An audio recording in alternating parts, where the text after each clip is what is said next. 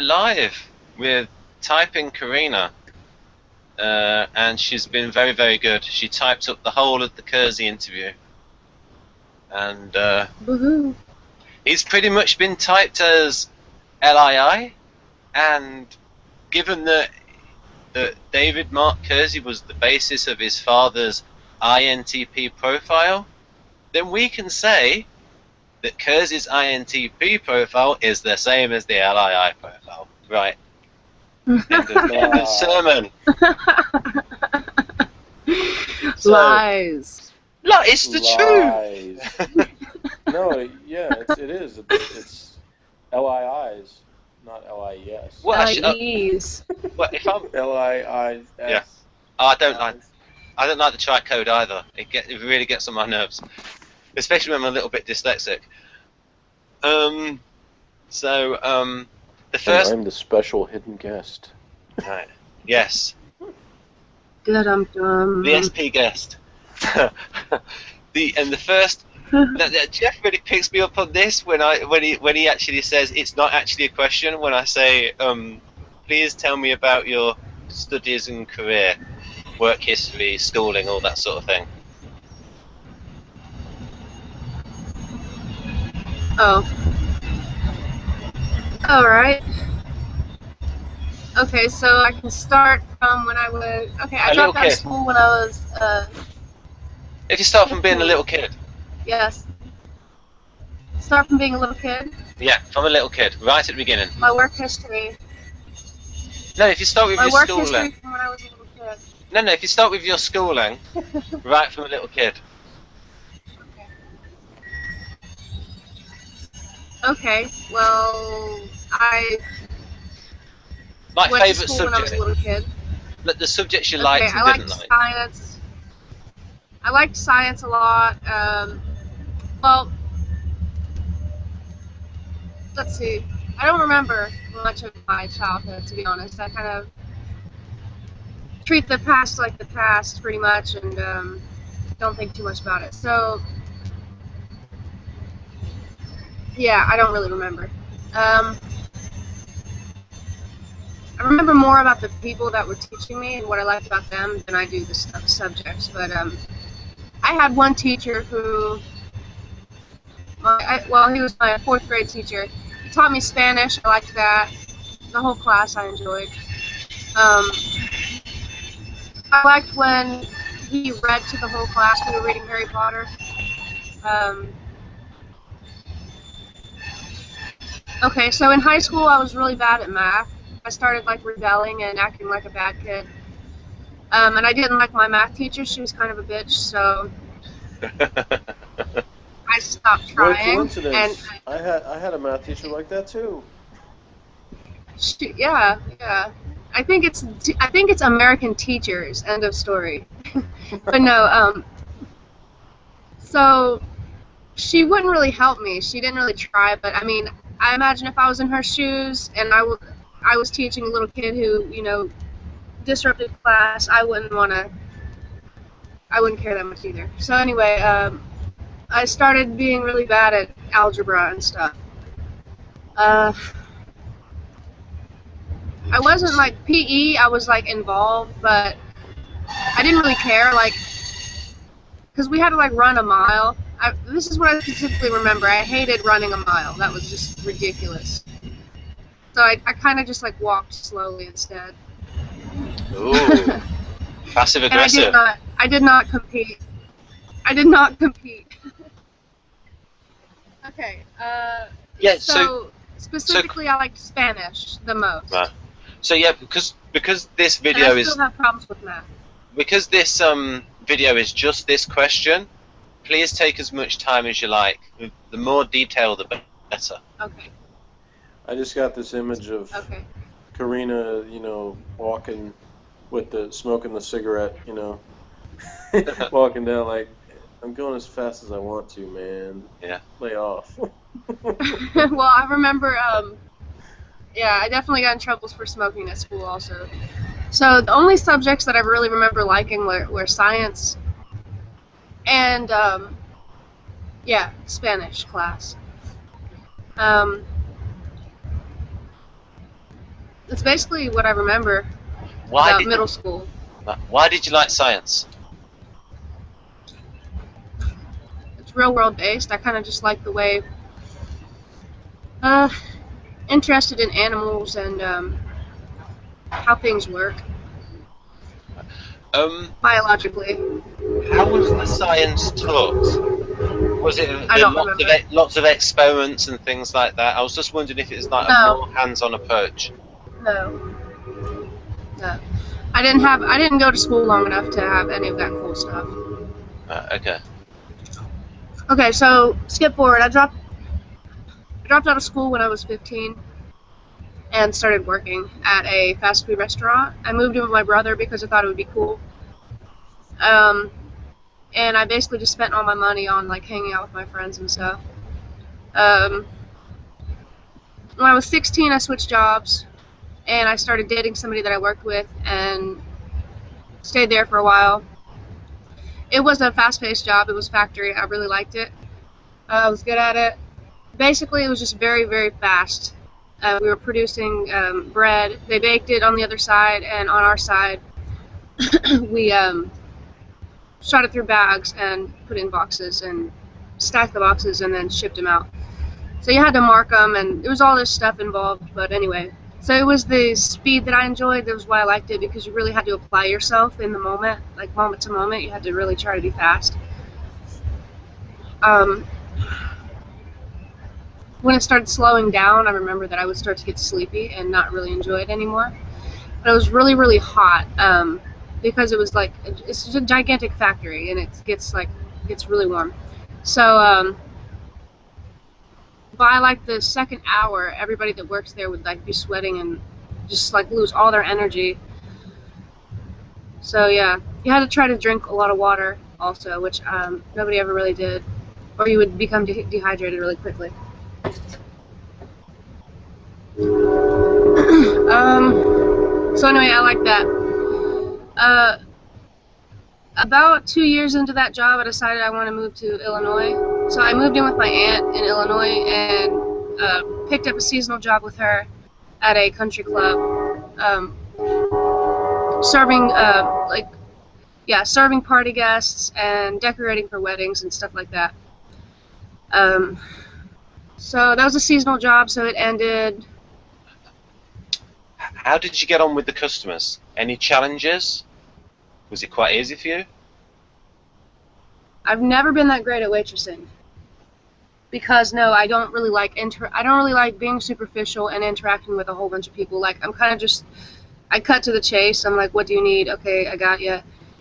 And then I want to leave and I want to do the job quickly as possible. For me, it's like a very formal process. Like I don't enjoy the process of kissing someone's ass for money. Like I feel like that's lowering my standards. If I have to like smile more than I actually would, that's me being superficial, and I don't want to trade superficiality and friendship for money. To me, that's below me. So it interferes with me actually making money as a waitress. But now, on the other hand, when there were parties, it wasn't based upon tips. So you have like 500 people and you have to like speedily bring all the plates out and like, drop them off and then go back into the kitchen. That I did really well, and because you only have to interact with the customers in the situations in like a very brief second. So I can be superficial and just, yeah, cool, for brief seconds here and there, but anyway. So yeah, there was a stark difference between how I did when I had to really interact with the customers and keep a working superficial relationship for an hour as opposed to for 5 minutes. Okay, so the job ended. Again, I did actually really like that when it was fast-paced. When it was not fast-paced, I didn't like it at all. So the reason why I moved to Illinois to do that job was because I wanted to move. Just one thing. Why did you like it when it was fast-paced?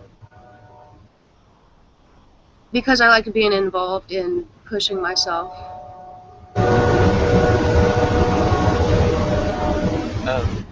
Right. Jeff, can you connect with that, what she said there about liking the fast pace? Yeah. See? When it's a fast-paced Yeah. environment, who you are kind of becomes pushed down, and you just kind of live in the moment and become a part of the experience, and I like that.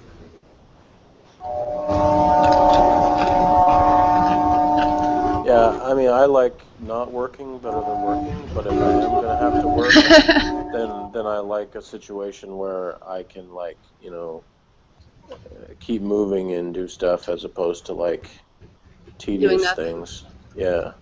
I would Like in actually, my I would rather like literally move a pile of bricks to another spot, like 1 foot away, than do paperwork. I wouldn't, but like when I do paperwork, like I have to have some other, like it can't just be that. And so to me, it's like the fact that I can listen to other stuff and I can talk with people, have interaction with the people I work with, and I never know exactly who per day because I'm in an office, but it's like restaurant company, and so I don't know what of the managers from the restaurants are going to come in on a day-to-day basis. So I don't know who I'm going to see or who I'm going to talk to, and in person or on the phone. Like when I answer the phone, I never know, who's it going to be and what do they want and what do I have to deal with. So there's sort of a variety of things kind of thrown at me. And the only time that I don't like that is when there's a specific thing that I really have to get done by a certain deadline, and then I don't want to be bothered. I just want to finish that and go hardcore on that. And if I can do that, I can knock stuff out fast. If I can't, if I'm constantly interrupted, then I can't. But it's like it'll be like 4 o'clock, and I'll realize I've got like a pounding headache, and I probably have had it for like 2 hours, but I just now noticed it because it was the first time that I slowed down and was aware Yeah, of it. I actually relate to that as well. I have a hard time noticing when say if I'm hungry or I have to pee. I have a hard time noticing that it's affecting my mood and I'm being a bitch because of it. Yeah, well, there's actually been times like not at work, but like I can think of times when I used to hang out in certain group voice chats, and I was in this one, and when I would get into talking with people, then I wouldn't want to have to like get up to pee or get more water or Yeah. get something to eat or whatever. And I had like times where I would realize that I had needed to do all these things for like several hours, and then I would mention it in the chat. I'd be like, I've needed to pee for like 3 hours, and like, so I'm gonna see like how long I can go. Yeah, I do that So too. it's like a challenge of like, how long can I last before I absolutely have to go? Yeah, I do the same thing, and then I think that if I can just wait long enough, the urge will pass, and then I won't have to do it anymore. And then I can wait for like another couple hours. And see, that actually happens to me with the hunger thing. Again, I think there's like I've actually read stuff Yeah. about like your body does that automatically because basically your body shifts modes after a certain number of hours without food. The body is like, oh, I'm not going to get any food. I've also noticed that right before you get starving to death, you get this gigantic energy punch, and you can like do 100 things. Yeah, like it's like I said, it's sort of like this body shift where the body's like, okay, I've got to adapt to what I'm presented with, which right now is nothing. So I've got to use like stored energy I have to survive. So, which isn't actually a good thing to do that many times because then it tells your body to store more fat. So, well, I've learned that the hard way over the years. Then the body will go, oh, I'm not going to be fed for a long time, so when I am fed, I better store as much fat as possible. So. Okay, so yeah, actually, I've had that thought as well. But anyway, What? I've thought. Go ahead, Ben. Just sort of a bit of the science point of view there. What happens there is if you have really sugary food, then suddenly, if you have like some things which have like a high glycemic index, so things that really raise the blood sugar, and then that will stimulate that sugar being turned into fat straight away. because like the human body is evolved to eat things.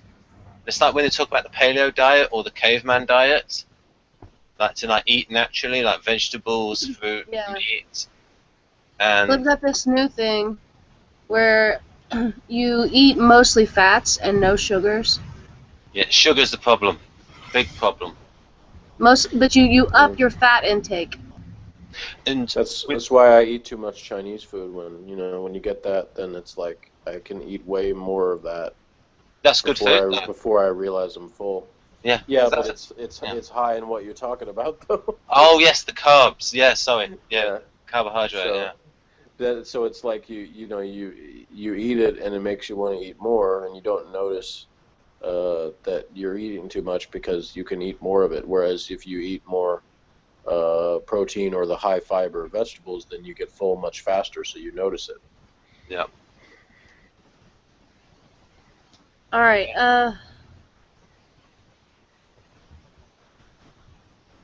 Just trying to remember what I was. I don't remember. Never mind. You were telling me a bunch of stuff consistent with the artisan temperament. Yeah. Okay. Yes, you were talking about the bakery, and then I moved to Illinois because I wanted to.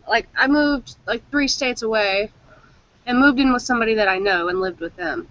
My aunt and cousin. Because I wanted to move to Illinois for no other reason. I just wanted to get a new scenery.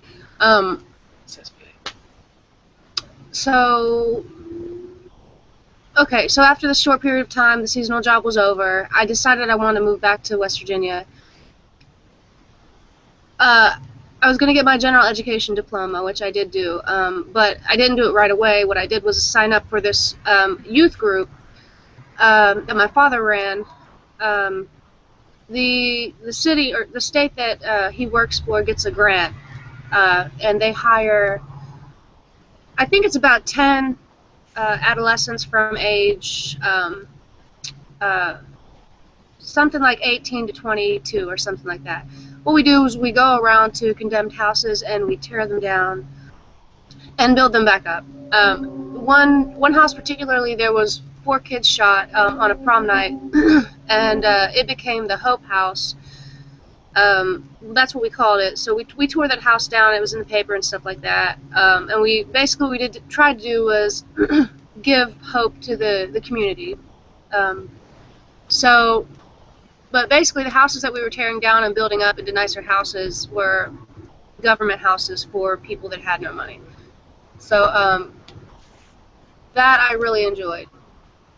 I was really proud of that. So anyway, it was a dual thing. So you work with the community and then you study for your GED and you get your GED. I did not actually really have to study. I did study a little bit, but I didn't study very much.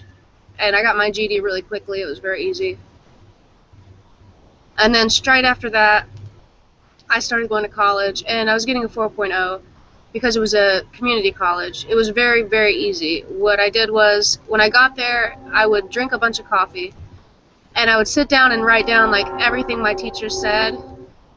It was an easy school regardless, but so anyway, I didn't have any kids at the time, and I just dedicated all my time to learning. And at that point, I basically didn't socialize anymore, except with my boyfriend that I was dating, the same person I was dating previous to moving to Illinois. So we moved in together, and he was already set up. He had like his house. He had worked at a business, his father's business or whatever. So basically, I just moved in with him, and I didn't get a job. I just did college. By the end of my college, I realized I did not want to be a medical assistant, and I transferred all those credits to another course, which was environmental science. And now that I am single and have 2 children, I'm a single mother now, basically what I do is I do a semester of school, and then I do a temporary job to basically balance out. That way I'm not ever having money because I have kids. So, So yeah, I go back and forth between doing school and working. So I've been in and out of school for the past 5 years, and I'm getting really close to have my bachelor's in environmental science. So there were some other jobs in between all of that. I worked at a telemarketing company, which I liked for the first year and a half, and then after the first year and a half, I fucking hated it. I hated it. The company was going through a lot of changes, like a lot of the rule structure was changing, and I just didn't give a fuck anymore because like the workload was so basically you can't make any money unless you like follow ridiculous demands every day, all day long. If you follow ridiculous demands and do crappy work in one area and good work in another area just to get by, you can like make extra money. But if you don't do that, you can't make extra money, and you're making basically minimum wage for a really stressful job. So I got tired of that. And at that point, I was going to school and working at the same time. Okay, so eventually I quit that telemarketing job after about 1.5 or 2 years, something like that. So I've been studying environmental science. I started recently doing psychology minor, and I really, really like that. I did a class in personality theory, which I found mostly boring because, well, I didn't like the PDFs. I didn't like the way that I was reading. Plus, my school was really hard. I was going to University of Phoenix for 4 or 5 semesters, which I just recently transferred to my school, my university here, the campus, whatever. But I did not like University of Phoenix at all. I hated it because the semesters are short. They're 5 weeks long, and you have to cram all this crap. Like, in 1 week, you have, like, 4 chapters to read. Wow. Yeah, 4 chapters in 1 week, and you have to write basically 150-word essays twice a day, and then you also have 2 papers that week to write, which is too much writing for me. I was bullshitting my way through it. Basically, I was taking the chapter and summarizing like the headlines and plugging it with information. That's harder than an Ivy League, that kind of schedule per week. And you have to schedule your own time. I can't do that shit. So, one thing, now I've got an opportunity. Why do you like environmental science? I don't know. It's forward thinking, and one of the biggest reasons is because I can foresee that in 15 years there's going to be a much higher demand for this type of work. I've been doing a little bit of research on it. I like being outside, first of all. I mean, that is important to me. I want to have opportunities that I can have a job that does not get boring to me, that I have various different tasks. Could you give us more detail on this subject of environmental science so that people can like determine for themselves how hands-on it is and how academic it is? Well, part of it is hands-on and part of it's lab-based. I'm not necessarily looking forward to the math aspect and lab-based aspect. So because of that, I have considered changing my major to psychology, but I am not personally dedicated enough to go to school for my master's or go to med school. It's not something I want to do. So I've stuck with environmental science. I have 4 chemistry classes I have to take, and I'm not looking forward to that. Okay, so the hands-on part would be something like, so first of all, 500 miles of the Ohio River in these few states here is polluted. It's disgusting. So it's our sewer and it's our drinking water.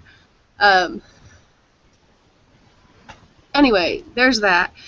Part of the job would be taking samples and documenting the findings, or in the computer system. And it really depends. Also, there's other things. There are a lot of coal mines around here.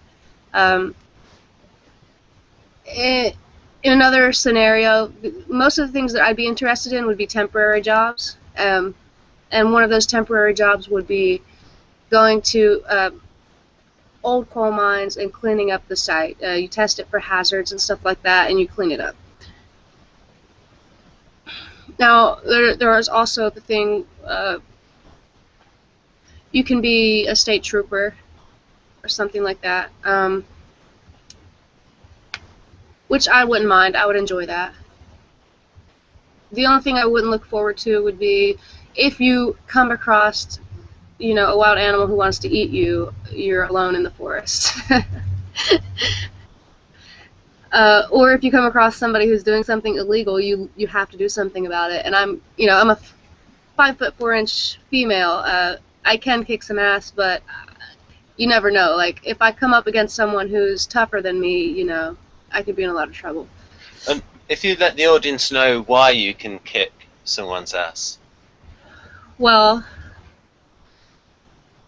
it's partially because I have 3 brothers and 2 sisters, and we were really rowdy my whole life. Like pretty much everyone in my family is an SE valuer, for what it's worth. There was a lot of wrestling going on. I did karate when I was a little kid. Me and my little brother did, and I just recently typed him LIENI, and I subtyped LIE. Yeah. Just let the audience know. That's ENTJ. ENTJ, and I subtyped. He ended up going to the Marines recently, but actually he just got out. So anyway, we did karate when I was a little kid, and I went to the Rainbow Gathering with my grandfather, and there was some guy there demonstrating Tai Chi, and I thought that was the coolest thing that I'd ever seen in my life. So I started learning Tai Chi and practicing that and boxing when I was a child. Well, not when I was a child, when I was 15. But it wasn't really a social thing. I just did it by myself. But I would spend hours practicing, and I really found it fun. Once you get the technique down, you can work on speed, and it's really impressive. Or it appears really impressive is what I meant to say. Right. Jeff, you there? You listening to this? How do you think what Carrina's been saying is consistent with the artisan temperament? Seems that way to me. I don't think Jeff is here. Oh, okay. Yeah, he said he was going to get some water at some point. But yeah, I mean, you're giving me a load of artisan stuff, like the changing things, and also the strong ethical point of view. When I look at my own behavior, I don't think that I have that strong of an ethical point of view. Like, if someone wants to ask me what my morals are, I would say that 1, I don't have any, or 2, if I do, I don't know what they are. Or I would think that your morals they seem to be very reality based, where you're saying, right, this river is polluted, this is wrong, it's not some abstract concept, it's something which is real. There are some things that are abstract that I think about whenever I think about environmental science, and part of that is we are running out of natural resources. Maybe not right now, but in the distant future we are going to start running out of natural resources. There's going to be a shift from, do we need to change the type of energy that we use, to, and it's going to be a quick shift. This is my prediction. People are going to throw their hands up in the air and go, oh fuck, we better change something now. And that's when this degree will come in handy, because the type of people who thought about it beforehand are going to be in demand. Yeah, yeah. I mean, just on that, you get a lot of stuff with efficiency, but there is a lot of. I mean, the solar panels are getting so good now. Where I have a neighbour that has solar panels. You know, and England's not the sunniest place, where they're actually making more electricity than they use, and they're actually selling it to the national grid. Oh, really? And the cost of the solar panels is like halved since 2004. So in 10 years' time, and also I would recommend to lots of people, if they do have, what would it be, like equivalent of say $8,000, for them to get solar panels, because it would be a good hedge against the rise in electricity prices, which is because the cost of living keeps going up. And so that would be, I recommend solar panels and tidal stream as well. So yeah, what you're right is it's going way into the future though, and the main demand for energy is from Chinese and India, as they Well, Germany did a project. they're trying to switch to completely non-coal based energy, which they've been doing it in spurts.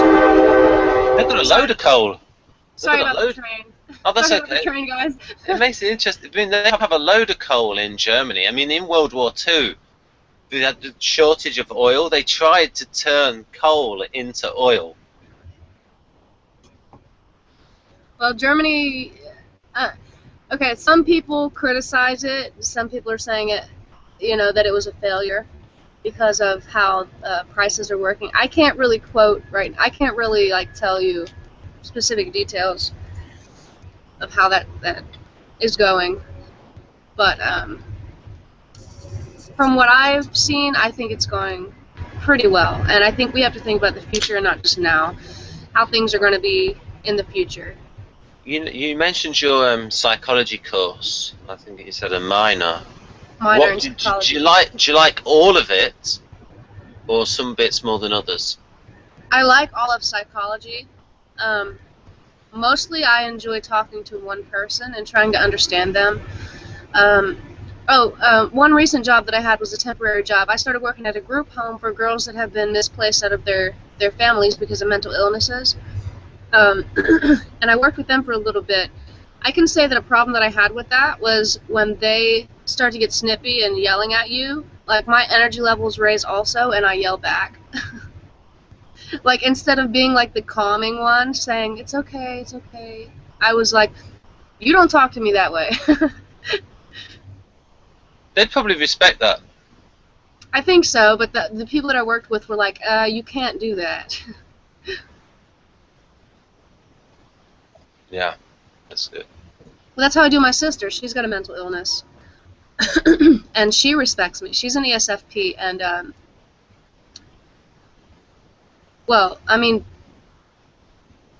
hopefully we're going to move in together, and I'm going to end up being her caretaker, I guess, but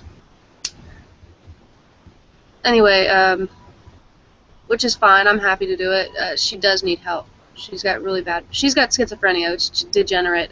It's only going to get worse.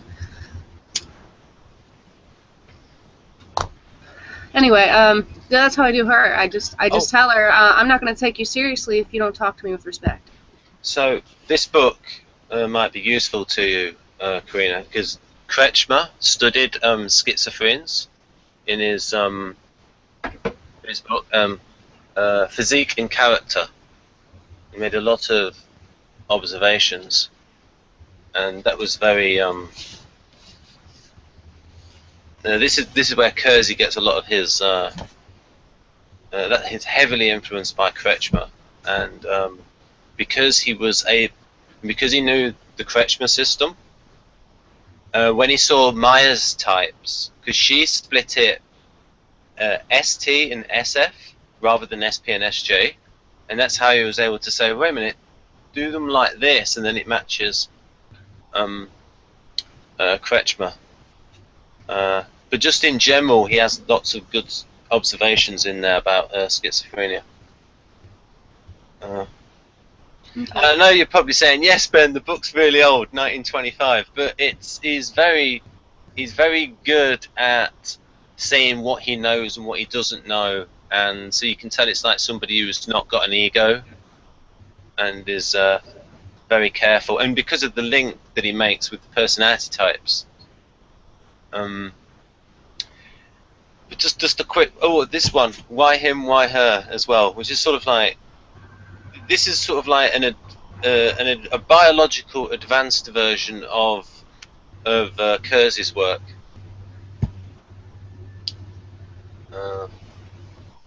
I digressed there, but yeah, you see, so you seem to,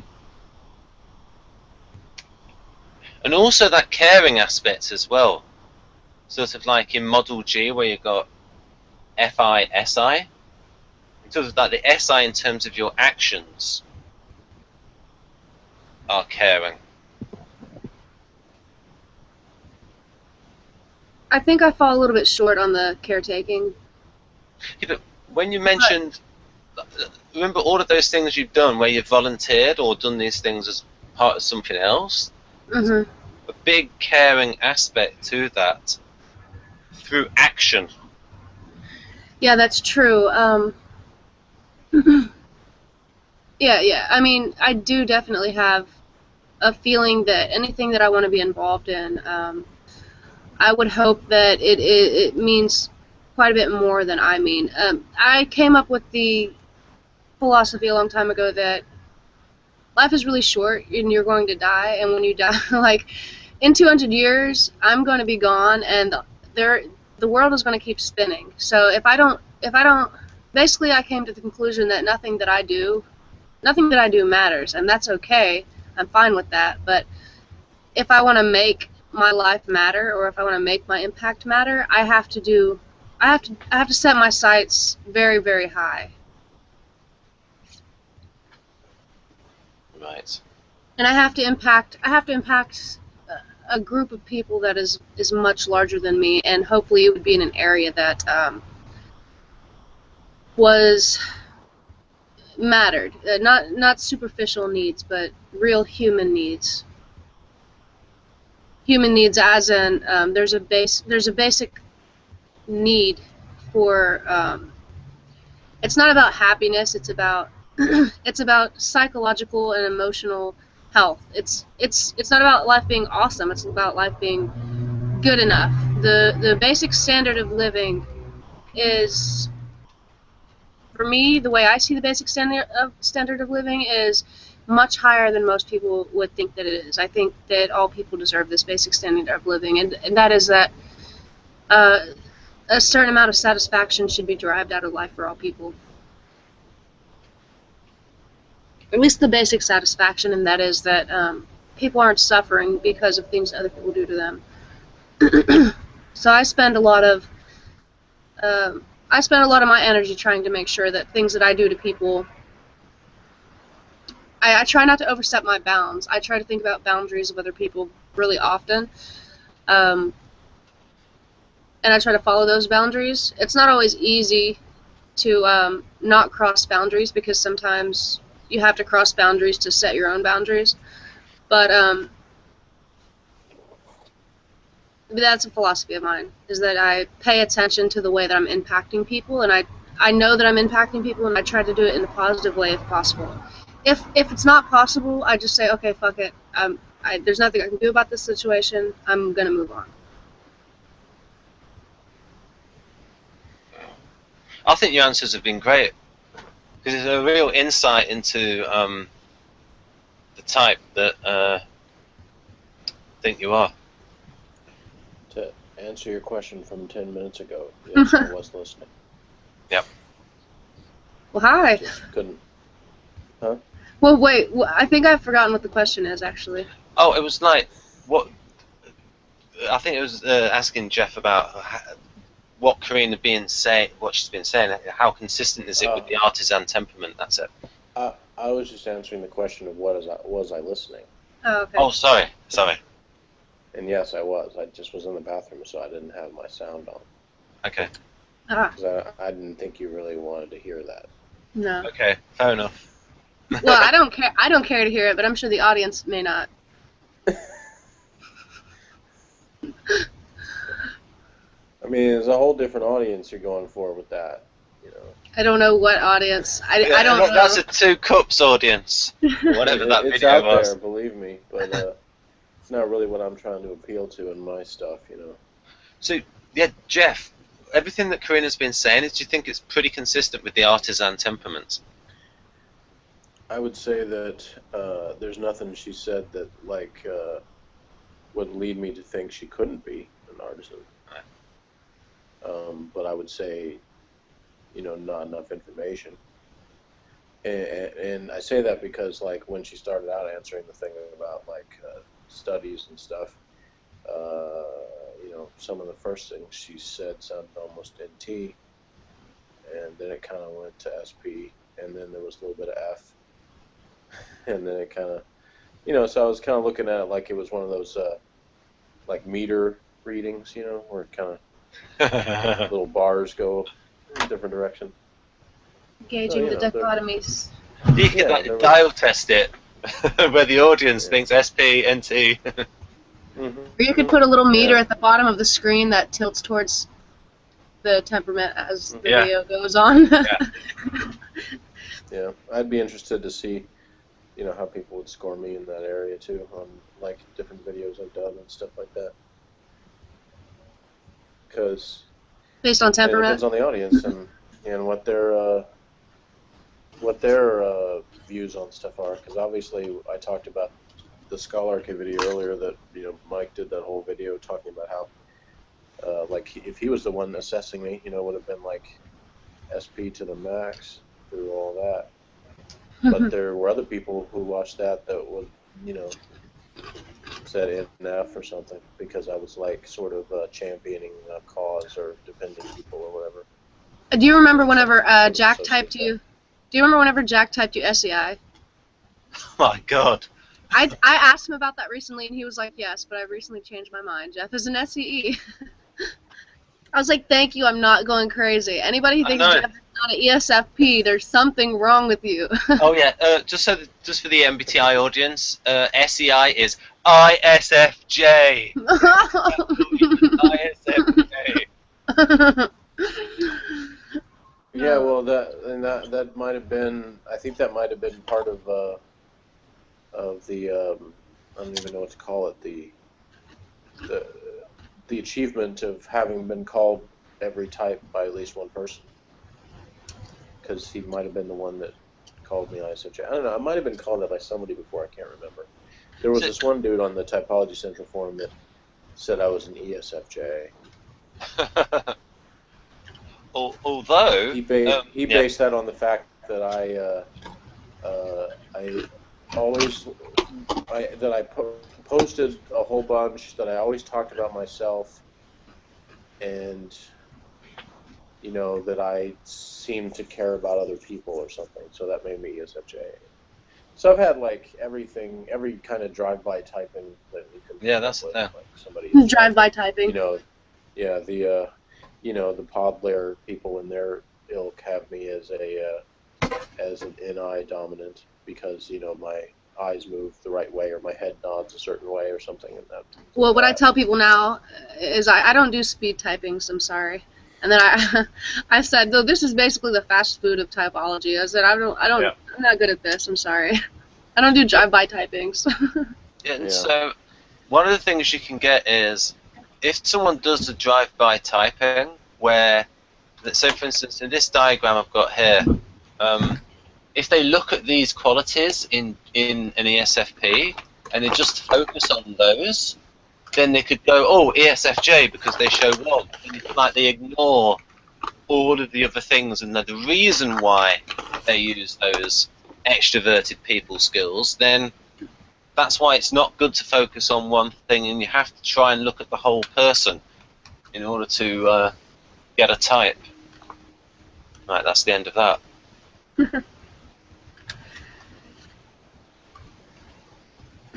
One more thing that I'll mention, this is something I learned about myself recently, is that I do tend to take control of any group that I'm involved in. Like, I tend to generally try to take a leadership position and either enforce rules or show by example that a hard job can be done, or try to bring. Basically, I enjoy working on a team, and I enjoy making the team members all work together, basically. This is something that I've recently learned about myself, but it's been pretty consistent over the past year and a half with basically everything that I do. How do you usually go about that? In terms how do I go about it? Yeah. Well, it starts out with me just making sure that I know what I'm doing and working hard and doing a good job. And then it turns into me telling people how to do things, and then it turns into me getting people on board with that, and then it just kind of flows. In hindsight, when you're in that mode, do you think, whoa, your little ENTJ is coming out? It really just makes me reconsider my typing. Right. I was about to say, maybe she is the real ESFJ. Hey, fuck you, okay? No, I'm just kidding. I'm just joking, I'm sorry. I would never be an ESFJ. Yeah, before we got on the air, she was telling me not to be a girl, so Hey, don't you be a little girl, Jeff. No, I'm just kidding. I want to be a little girl. I tell you what, You can be anything you want, Jeff. we pretty much know for sure that Carrina's not an INFP. What if I think I am an INFP though? She might be. Yeah, Maybe she is. like what if my leadership skills are just like I know how things are gonna turn out and I just sort of like politely guide it that way. MBTI INFP. So honestly, the way that she described like her sort of attraction to leadership, like the kind of way, you Right. know, almost sounded similar to the way that my son talks about that. You know, he's an ESTP, so you know he doesn't really like. Yeah. He wouldn't say I want to be the boss. But I kind of would say that. Yeah, but he doesn't say that. But he's Yeah. he I still wouldn't wants say people that. to Yeah. do. He wants people to follow him. Mhm. But like it's because he thinks he's the way that he wants to do it is right. It's like I've seen the evidence. This is the right way to do it, so everyone should do it that way because you know I'm showing For and me- telling them it's right. For me, it's not necessarily about what's right. It's about what the end product should be, and the end product has to be appropriate. Like you have to. It's an ethical thing in a way. It's an ethical thing because I'm working for someone. You're on a team. If you're on a team, the people around you, you're creating basically. What am I trying to say here? These people Yeah, around trying you are say going to I'm be. awesome. The people around you are going to be judged by your product because you're working on the product together. So you don't, in a way, you don't really have a right to have a shitty outcome. Right, Jeff, as you're saying these things, do they almost sound similar to ENTJ? Because Dario's research shows how ISFP and ENTJ have a lot of similarities in their EEG activity. I don't know because I run away from ENTJs, Mm-hmm. so I don't know what they say. Like I just know we're usually like way, you know, we're like the magnets when you try to put them Yeah. towards each other and they repel. That's how I am with ENTJs. It's just like That's really weird. It's abrasive to me. It's abrasive. I think that extroverted activity partners do actually have heated interaction. Wait a minute, just the MBTI people, what is an extroverted activity partner? The people who are in the same quadra, they all value the same functions, so let's go ahead and say the betas all value TI, NI, SE, and FE. So there are 4 types who value those. That's the INFJ, the ENFJ, the ESTP, and the ISTP. So the extroverted types in that quadra are activity partners because the communication is routed. The duals have the exact opposite communication. So TI, SE, FE, or NIFE. The opposite is FENI, SETI. So they have a complete transfer of information. It's they should pick up what the other one is saying, basically. The extroverted activity partners, they both use the extroverted functions more than the introverted functions because they're extroverted. So the transfer of information is, in a way, the communication gets in the way of each other. Right, so the 2 activity partners are, in that quadra, are ENFJ and ESTP. In ESTP. Yes. So basically it's activation relationship. Right, Yeah, activation. Okay. It's overactivation. And then the SE types are going to have more of a problem with this, I think. Right, so basically they're both like launching each other, like they're both activating each other's tertiary function. Yeah. And they're both extroverted, so it's going to stimulate them to want to be more extroverted and want to apply themselves because that person is trying to apply themselves in that weak area, but it's still their extroverted function. Right. And then they're going to try to redirect each other. Sorry. I think with quite a few people I've seen, you can actually see their dual type within them. And when I interviewed Anthony, he is an INFJ that has a lot of ESTP in him. Mm-hmm. I see that with ESE and LII, the He should seek medical attention for that. The ESFJ and the INTP. I've seen that with those. Yeah, could you give an example of an ESFJ that you've seen that has an INTP side? Well, it's more subtle than that, because the way that I see the types isn't necessarily based on the functions. It's more like a whole type that just sort of functions a certain way. I would say that the INTP and the ESFJ, they sort of both do their lightening of the mood type thing. They both do the coming up with new ideas type thing. Compulsively coming up with new ideas and bringing in new information. That's how I see it, basically. West Virginia, Mountain Mama, bring me home. Country roads. I don't know that song. Just for what it's worth, I do not know that song. I thought of it way back when you said West Virginia. Are you making fun of my accent? It's a lovely accent. So damn polite that I didn't start singing to drown you out. Well, Jeff. What? We have a volume button for that.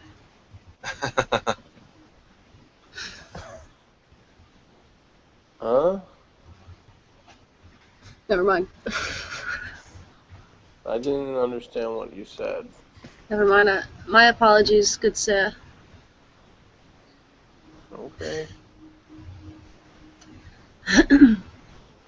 So. Anyway, all that mess about, stimulating tertiary functions and stuff like that, all that sounds all well and good in the egghead universe, but I have no reason to believe it really applies to people in the real world that much. But I'm open-minded for somebody actually showing that, but to me it's just talk at this point. It would have to be types that Jeff is familiar with. So, and there's a lot of type. I mean, Jeff comes across a lot of types, and then very rarely sees other types. So he comes across a lot of SJs. Can I just say something really quick? I'm so sorry. I had the thought that Kiersey might be an ILI. No. I don't know what that is, so sure. Oh yeah, part of it was his upbringing. Carrina, he had a lot of SP. Parents were SPs. He had a brother that liked to go out fighting.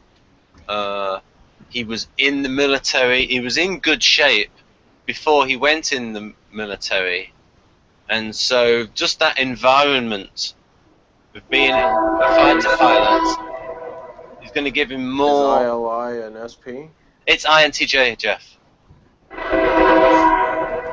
It just made him. He's a little bit tougher than the normal INTP, I suppose. I mean, he was a war hero.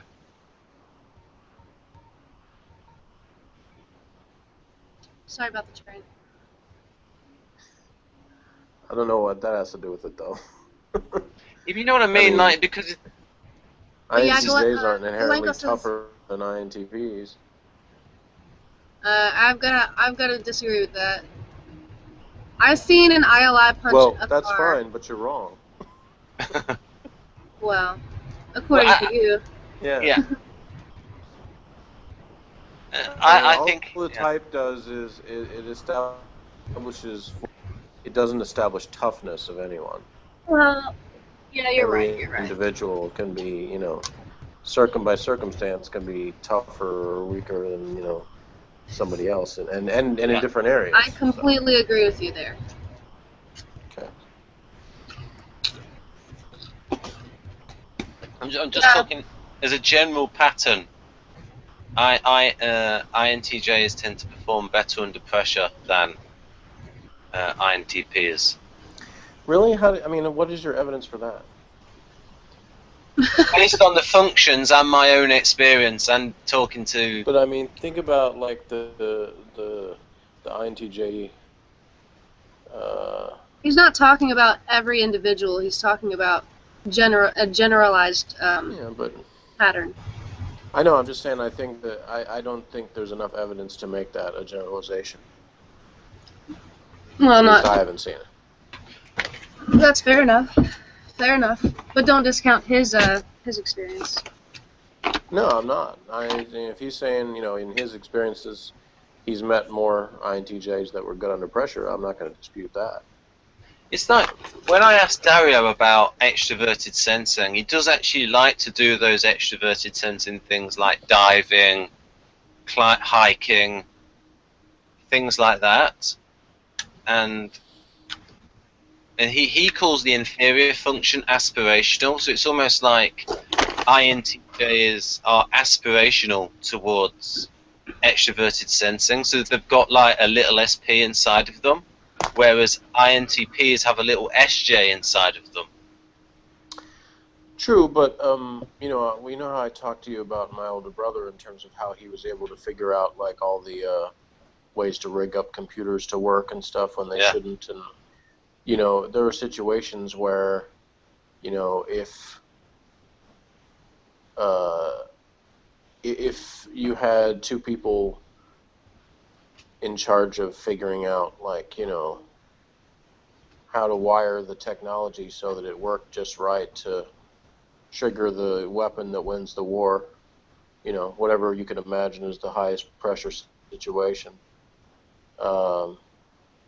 you could make the case that either an INTP or an INTJ could successfully do that. They just have different methods to do it. Oh yeah, in that situation. But it's so I don't think that there's any reason to think that the INTJ would necessarily be better in that pressure situation.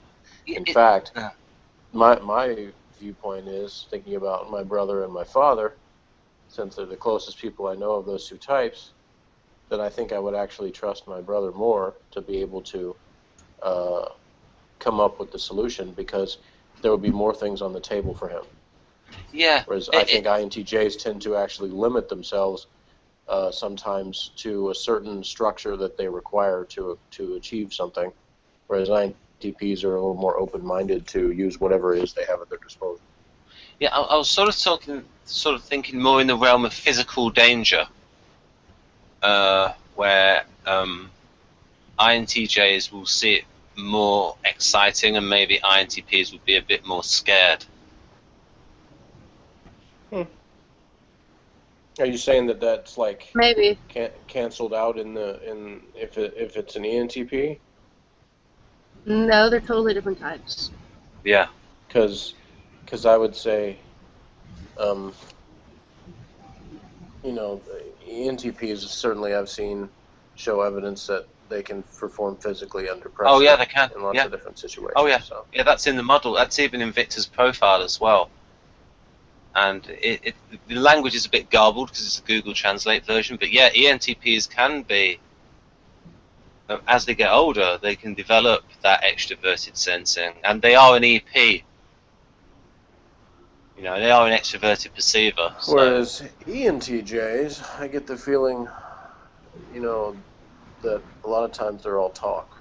Yeah, yeah. They're better at being blowhards than they are actually getting things done. Yeah, because in Model G, their actual function for like extroverted sensing is like it's low energy, really, and it's just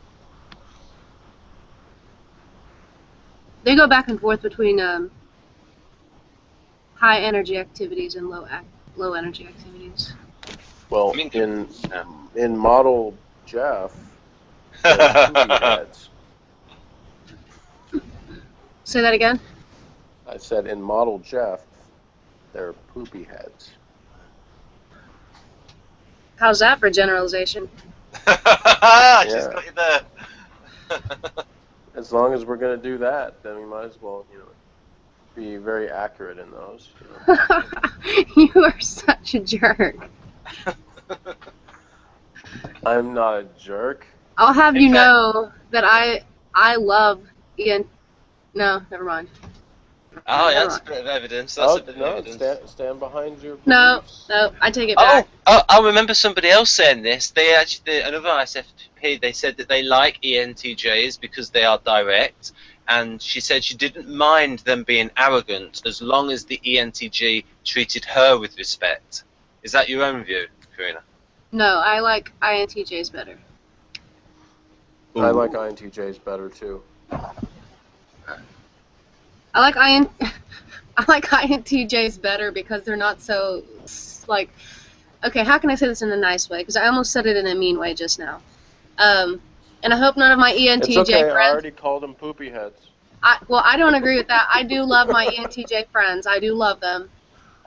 But Yeah, I don't have any. I know I'm Uh, biased. I don't have any NTJ friends, but I'm not opposed to having any. It's just every time I meet one, so they you're end not up going to doing outright something or reject them something. based upon their temperament No, because I that would be mean, sad. I would cry for no, I you. don't. I don't do No, that. I wouldn't really I'm cry for always you. I'm I'm just open kidding. to people of any types that they That's could, good. you know, Well, because because people are. I've learned through experience that some crazy people will ruin a whole type for you.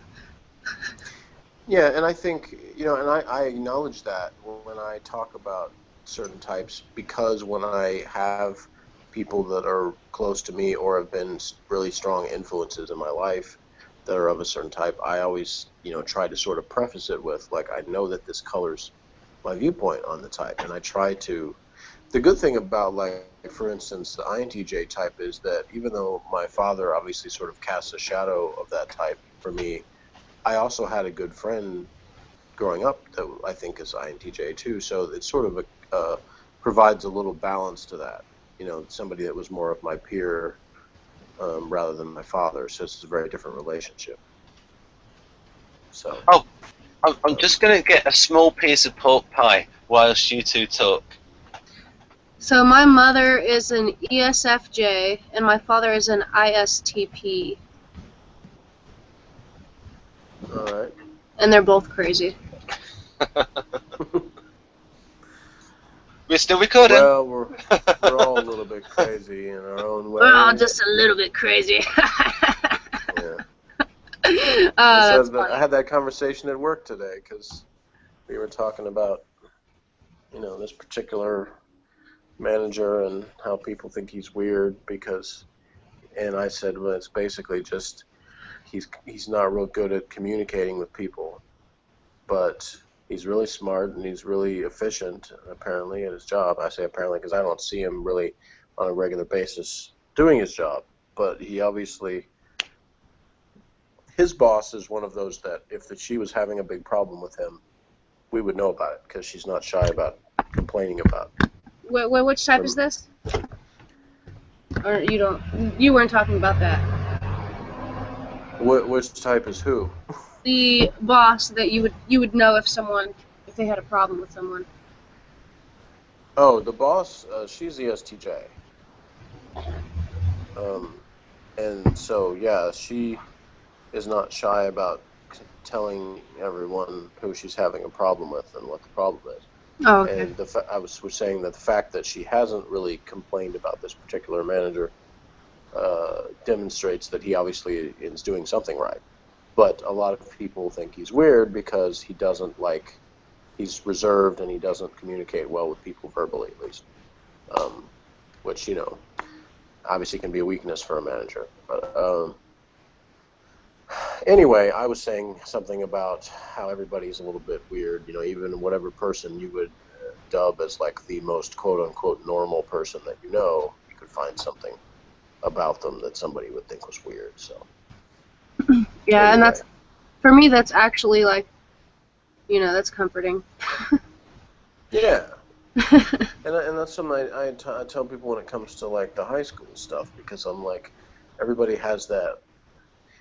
You go through high school and you have that thing where you look at like the popular kids or whatever, and you're like, oh, this person never has to worry about like this and this, and they don't feel insecure and blah blah blah. And the fact is, everybody feels insecure, and Yeah. even whatever kids you thought were like the ones that had it made in every way, they were still worrying about stuff. They were still judging themselves and worrying about other people judging them, In some My cases, they may problem, have actually worried more about it because they were in a situation where people knew them more and they constantly worried about losing their position and things like that. yeah. My problem in school was never really that I cared about. I never necessarily gave a crap who was popular and who wasn't, or what other people thought about each other. Like, I didn't give a crap. Um, Basically, I thought my judgments of people were more important than what the group judged of each other. Um, I was just kind of not a very social person, and uh, just sort of observed people more. And see, I was kind of like that too, but I didn't want to be. I wanted to be Yeah, more involved than I was, but I wanted to stand out and have people give me attention and like me for me, but a lot of times I felt ignored, so that didn't yeah. happen. But usually the way when I did get attention, it was for kind of being seen as weird because I was able to come up with something that sort of, got people's attention in some way, even if it was just something as simple as cutting out newspaper headlines and wearing them on my shirt. I would have never Started done doing something that. like that to draw attention. I did that my senior year, and that started just because my brother and I were looking at newspaper, and just sort of, I don't even remember whether it was me or him first that noticed it, but we just noticed that like you could cut out like part of a newspaper headline and make it sound funny just by itself, or you could combine things, and there was all that stuff about like serial killers or people like that would like put together notes written from like newspaper type and stuff like that. So It reminds me. but the first one I did was there was one about somebody who was being executed on death row that night, and so it was like whatever the dude's name is, scheduled to die at midnight or whatever. And so I just cut out the part that said scheduled to die, and I taped it to my shirt the next day at school. And so people, it was funny, the reactions, because there were people that would actually ask me about it, and other people would just kind of like whisper, but I could tell they were talking about me. Like people were wondering, was it like a cry for help? Was I saying I was going to kill myself? What was going on? And it was just like, no, It I is a just little thought bit it would be funny. funny to wear that. Yeah, that is a little bit funny. Yeah. Well, there was this one girl in my middle school who she would do similar things. She would come to school with like 6 watches on and just try to show everyone and talk about it. Like she'd be like, "Yeah, I need to remind myself that I'm really weird. I have to Did she, remind myself of that." did she ever get mugged wearing 6 watches? No. No, I didn't quite do that, but I did. I mean, things along that line. It's just they always were somewhat tempered by the fact that when I still was living with my dad, especially, I was afraid of him, so I couldn't do things that I thought that You he was thought going your to notice. INTJ dad was bad. You should have had an INTP dad. Again, I don't know. There's no way for me to know whether that would have been better or worse. Way worse. In socionics, that's your supervisor. Well, Well, I I don't don't know. live in Socionics. I live in Texas, so. You live in yeah, never mind. You live in the same world the rest of us live in. Hey, just because you don't know it's a thing doesn't mean it's not a thing. I don't know Well, what just because you've heard something doesn't mean it's true for everybody either. an INTP parent would probably go. I don't want this. I have to have this child adopted. It's just too much stress. What, me specifically or children in general? I'm not saying. I don't know how bad you were as a child. Anyway, you said that your dad actually stopped you from actually doing things that would have been super reckless. Oh, sure. Yeah. Yeah, my dad didn't. He actually kind of convinced me that I should do reckless things, which is fucked up. Well, I mean, my dad. See, here's the thing, though. My dad would also like do things like put me in charge of telling him when he had too much to drink. Oh, Yeah. That's I mean, really... that's pretty reckless to do for, you ask like a 10-year-old boy to tell you, my mom was so furious with him when he said that. Because we were at the grocery store. Yeah, there's no way I would allow somebody to do that to my kid. Ever. I would, I'd go off. And yeah, he told me that if I saw him have too much to drink, I should tell him. And Ben, I've translated this, if you want to see it. Okay. I was just like, obviously not in these words, but I'm along the lines of, how in the hell am I supposed to know what to tell you? And would you listen to me if I ever did tell you that? Yeah, that is kind of pretty stupid. Flabbergasting things like that, though, that my dad would say and do. So. Sounds stupid, mate. It's funny you talk about the difference, if I had an INTP dad, because, like I said, my older brother's an INTP, and there were times with my son where my brother said things like, he said, times that he was sort of looking after my son when I wasn't in the room and they were doing whatever, and he actually told Morgan, you're lucky you have the dad you did, because if I was your dad, you would have been spanked a lot more. Yeah, my dad took that to the extreme. Like, I don't know. I don't want to go into it. My parents were very unhealthy. But yeah, we'll save that for another discussion. There was just a lot of violence, which I'm generally against violence. Just as a general rule, I'm against violence. I guess I could agree with that I am too. Except when you're angry, Carrina. Except when I have some ass kicking to do. I think that's kind of, for me, if that feels meaningless, though, and that's not in any way insulting your point of view, like if that, something important for you to hold to for whatever reason. Just for me saying, like, I'm against violence is kind of like saying, I like the Tooth Fairy. I mean, it's like, it doesn't have any meaning to me.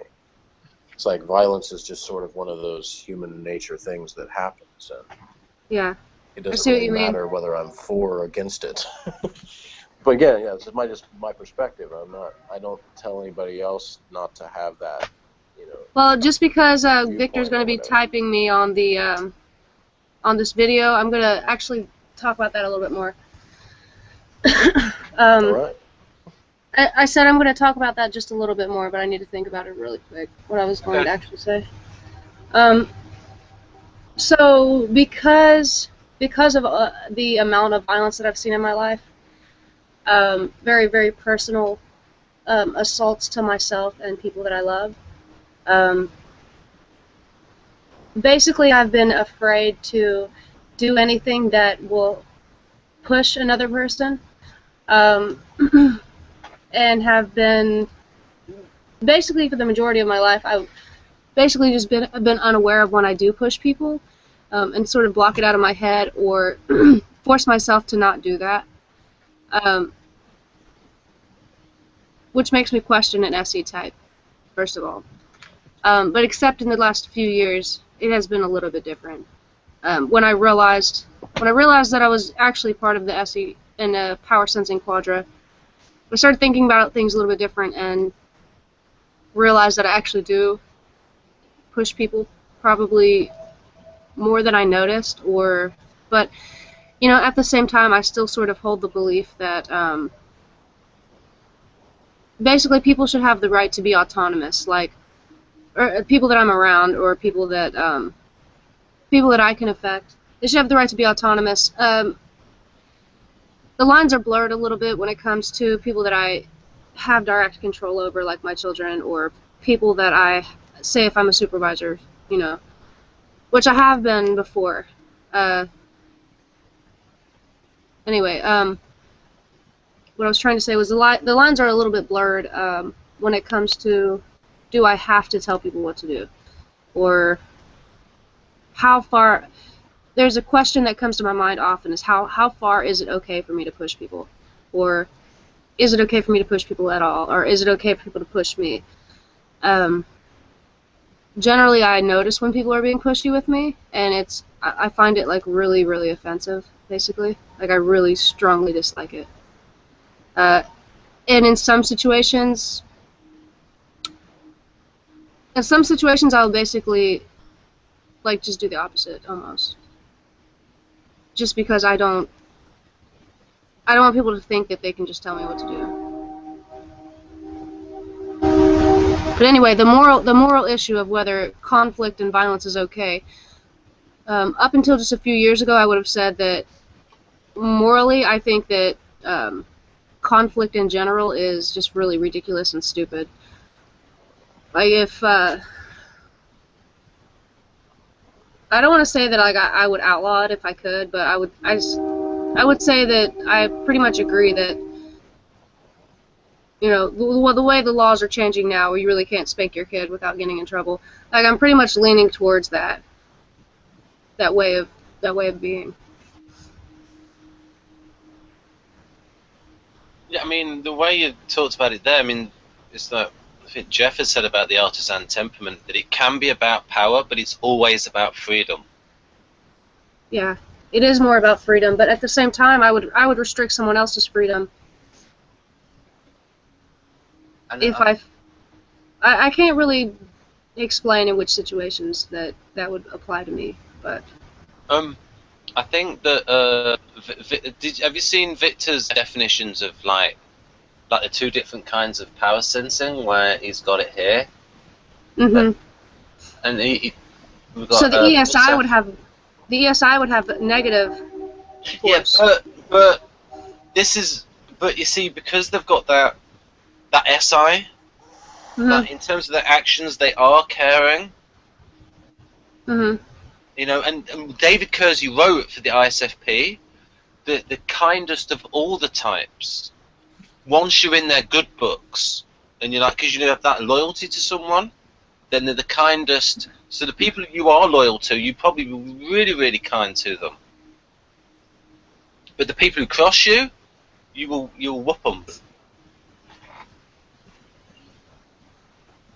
I would say that I probably relate more to the positive F. And he does say that can change. Yeah, like in the next slide, he does say that can change. So I'm going to look at negative S. Treatment of malady or resolution of everyday discomforts. Yeah, this is mainly for when it's dominant function, though. Okay.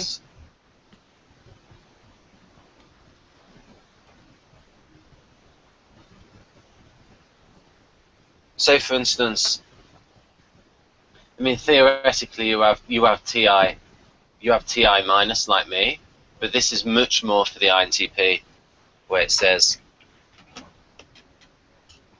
Anyhow, we're just slightly digressing here, but the fact is that in some socionics it does admit to the freedom aspect, and Olga, who I think Olga's an ESI, by the way. Oh yes, definitely, and that's why she was able to do this good definition. And she actually has a definition of. I've seen that, yeah. There's actually very much like the Kersey definition. I'm glad she did put freedom in there, and it's not just about power. And I think that's mainly because she is that type, and she has, from her own experience. I can say for myself, it is still about power, but more about self-power, and there's a boundary between what's my power and what is someone else's power. And it's not real. That's, you know, it's a hypothetical boundary, but yeah. It's something like this. I maintain the right to choose what I do with, you know, my personal power. It's an intrinsic thing. Like I have complete control over my being, my person. And fuck, I don't know where I was going with that. What do you think, Jeff, about that freedom aspect of SPs? What about it?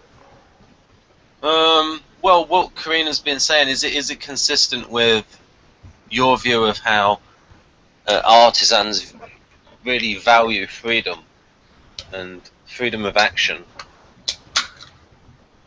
not to be constricted. Well, yeah, and I think everybody, individuals define that different ways, and I think, the experiences that she described going through, as when she was younger and stuff, and just like the things I've been through, that affects the way you see that, and if the likelihood is that there's a lot of people that can see themselves as oppressed in some way, but with SPs, we're going to think of the times where our freedom was restricted in some way. Somebody tried to control us or tried to exert influence on us, and we wanted to make our own mind up and make our own decisions.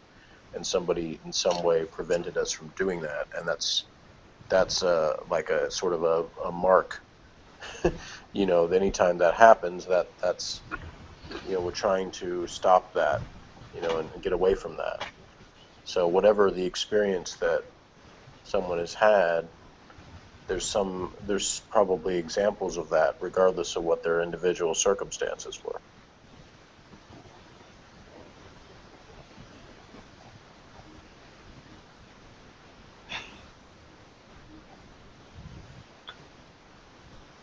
Right. Right. Was that not what you were looking for?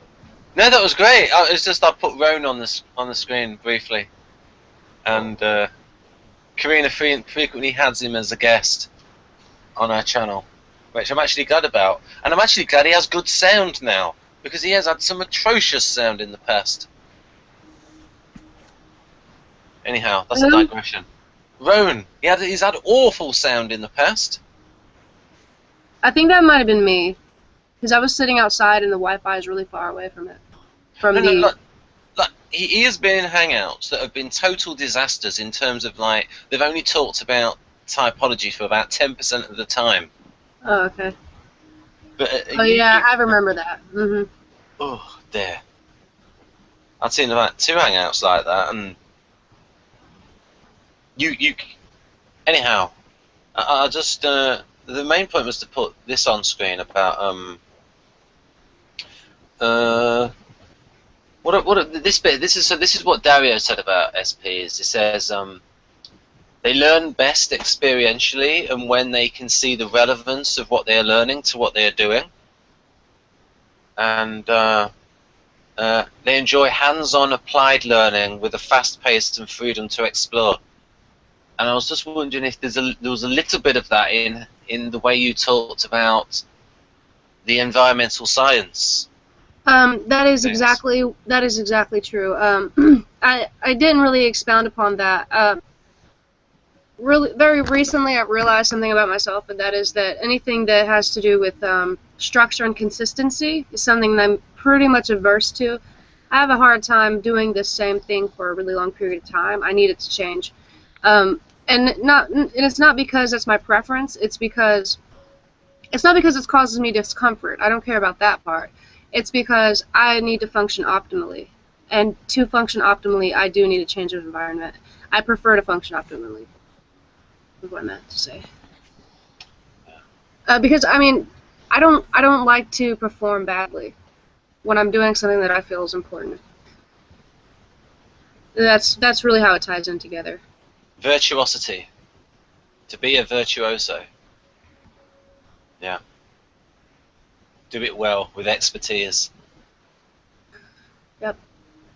Yeah, I do learn experimentally. I do like being thrown into new situations that require. Well, I actually have to say that at times I don't like new situations. It really depends on if I know what to expect or not. If I feel that I'm going to be thrown into a situation where I have to deal with a lot of things that I'm not going to enjoy, then I have a hard time immersing myself into that experience. Right, so I'll just say for the audience that all these nuances that Carrina's talking about with, like, extroverted sensing, all of this stuff is in Kersey. So Kersey is a great source for finding out about SPs. Yeah, a few years ago, I would have never considered myself an SE user. I think we've talked about this before. Like, at one point, I thought I was an INFP. At another point, I thought I was an INTJ. And I really I remember believed that. it. And I thought I was an INFJ also for a long time. And it really came down to I didn't know myself. I did not know what I liked. And I didn't know, like, I couldn't even, like, observe my behavior, whether it's optimal behavior or, you know, poor behavior. All I could really observe was the immediate experience of myself. Yeah. Well, I couldn't either until I was, you know, like 30 or. Yeah. Well, I'm just now 27, so. Yeah. So for me, I mean, yeah, that's why to me I've had some hilarious conversations with some intuitive types, especially in Fs, because it's like a new concept to them. Somebody who like doesn't self-examine, but like most of my life I didn't. Well, the thing is, I try to, but I can't. It's really hard. Like, it causes me, like, deep stress, and I just start getting frustrated. I'm like, fuck this. I have to do something that requires me to not, like, be introspecting. Yeah, and I probably did that too. I mean, I don't even remember. Like, I know that when I thought about my own behavior, it was usually only from the perspective of how did I screw something up? Like, how should I have done it differently? And for me, it's an embarrassment. Like, the embarrassment is what makes me remember that I fucked something up. Like, I'll remember that in the moment I was embarrassed. And, like, when I'm introspecting, it's more about how do I feel right this second. And I have a hard time moving past the moment. So the idea of, like, when I first took the test in the original Please Understand Me when I was 20 years old, I didn't know myself either. I mean, I had, you know, when I came up with something that was like, you know, in the NF temperament, I was like, yeah, that's me, because the thing was like talking about how, you know, we're the least understood. And so I was like, yeah, nobody understands me, so that's me, you know. You know, but it's like, I mean, a lot of people at that age feel that way, regardless of whether they're actually NFs or not, you know. And so I can't say that I was ever focused on that. It was easy for me to gravitate towards that kind of description, because anything that tried to say that I was typical in any way, I was going to be opposed to it. Yeah, well, in socionics, TI polar is that. So, you know, I was opposed to the, like, when I read the SP descriptions originally in that, there was no way I was going to say that I was in that group, because I got an image in my head of what that represented based on people that I knew in my life, and those were not people that I liked or wanted to associate with. And the funny thing is now that I actually know what I know, I realized that a lot of those people I didn't want to associate with, I really do, in terms of temperament-wise. Regardless of whether I like them or not, that part doesn't really matter. But the part that matters in the case of typology is just what we have in common that makes us relate to each other, whether or not our interests are any way similar, or whether our, you know, lifestyles or whatever are the same. And that's been the thing that was most eye-opening to me.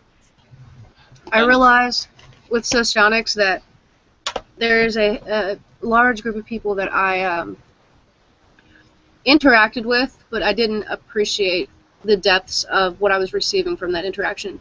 Like, Ben, I've dated LIEs and ILIs before in the past, and not really understood what I was actually, you know, gaining from that type of interaction.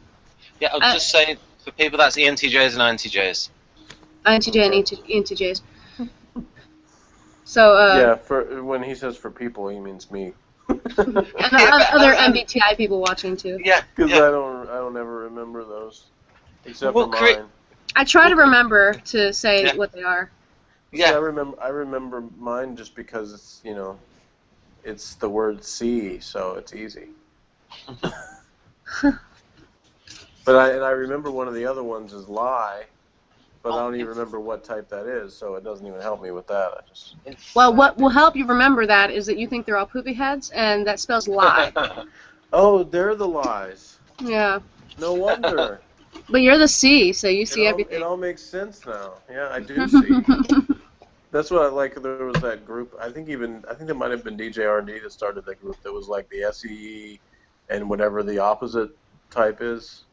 Is it ILI? All the Okay. duality groups, yeah. Yeah, and and so I posted, like, the first thing I posted in there was because somebody was like said something about, is there actually an SEE in here?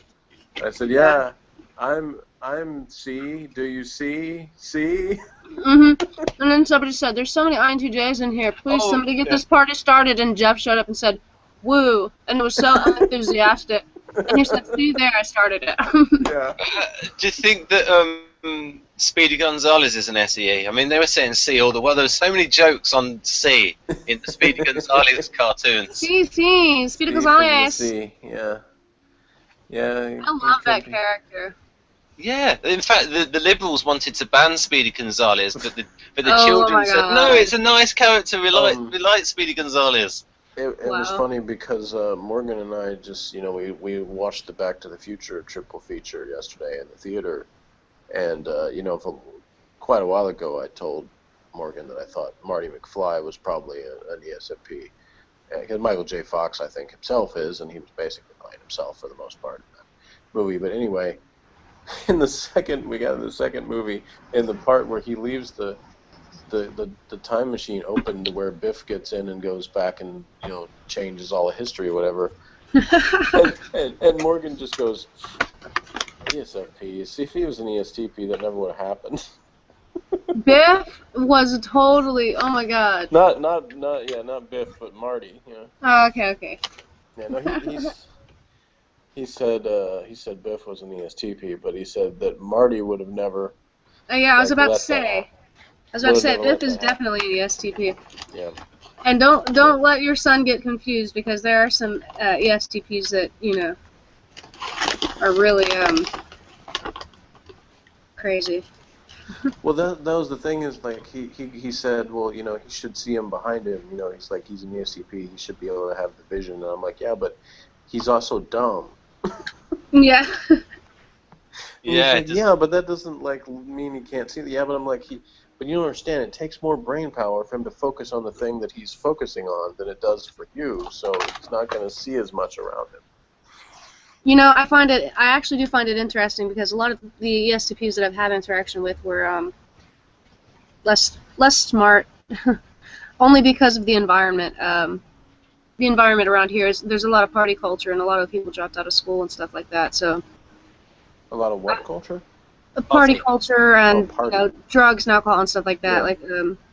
So anyway, the handful of ESTPs that I've had the pleasure of getting to know over long periods of time haven't been people that have been able to express their full potential in any way.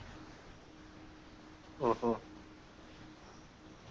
Yeah, well, I mean, that kind of thing, like, my son hasn't even been involved in any of that, but he still obviously feels the same way. I mean, feels that he, doesn't have an outlet for what he wants to do. So it's a really common thing, I think, just teenagers in general, and young adults even, Well, I'm talking about grown-ups. Yeah. Well, when he reaches, I guess to a certain point, I think he's going to find something that he can sink his teeth into, so to speak, but he just hasn't got there yet, so he's quite frustrated, aimless. Oh, let's have a look at this temperament table.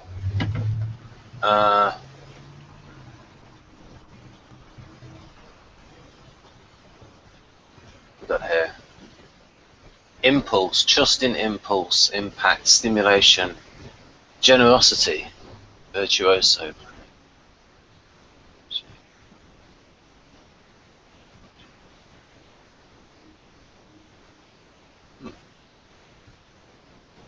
Hey Jeff, could you tell us, because you've read a bit more about this, how are SPs negotiators in their leading style?